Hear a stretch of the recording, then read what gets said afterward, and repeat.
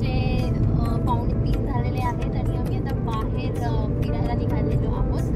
आणि आमची खूप इच्छा होती की आज कुठेतरी बाहेर फिरायला जायचं, कारण की बिकॉज ऑफ प्रथमेश आणि सृष्टी आमच्याकडे आले होते काल.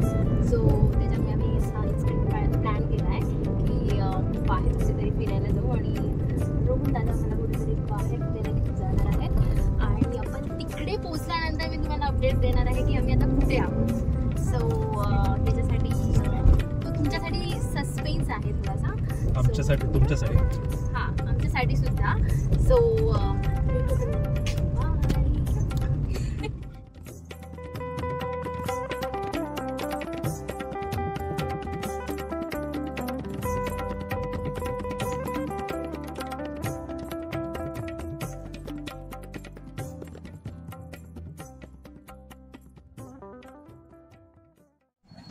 हॅलो गाईज, आपण मगाशी बोलल्याप्रमाणे की एक सस्पेन्स आहे. रोहन जीजू आपल्याला कुठेतरी बाहेर घेऊन येणार होते, तर ती ही जागा आहे. तुम्ही बघू शकता इथे एकदम नेचर एकदम ब्युटिफुल आहे. आता सध्या तर एवढं नाही आहे, पण रेनी सीझनमध्ये इथे खूप छान असं दृश्य असतं, एकदम ग्रीनरी असते. आता एवढी तुम्हाला दिसणार नाही, पण तुम्ही बघू शकता तिकडे एक मंदिर आहे, ते कोंडेश्वर मंदिर म्हणतात त्याला.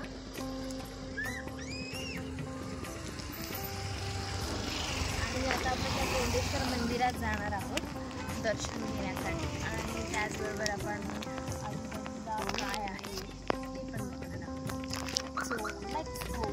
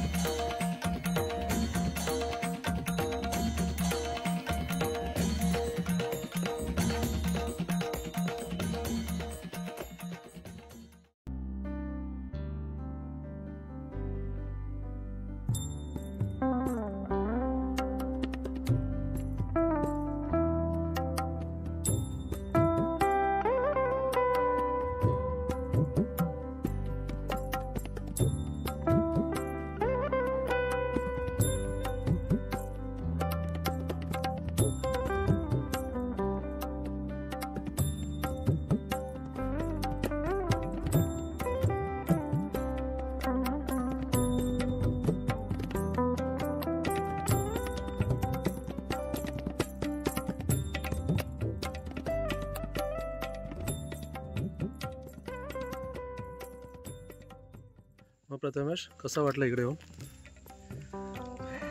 अनप्लॅन ट्रिप होती आणि इकडे आल्यानंतर असं वाटलं की बरं झालं इथे आलो. खूपच सुंदर असं फिलिंग होतं इथे. आणि महादेवाचं दर्शन घेतल्यानंतर तर मन प्रसन्नच होतं. तुम्ही बघू शकता किती सुंदर वाटतं इथे. संध्याकाळची वेळ आहे, आत्ता 7 वाजलेत. थोडं आम्हाला लेटच झालं इथे येईपर्यंत, पण इतकं सुंदर दर्शन झालं महादेवाचं की काय सांगू मी तुम्हाला. खूप छान वाटतंय, ब्लेस फील होतं एकदम.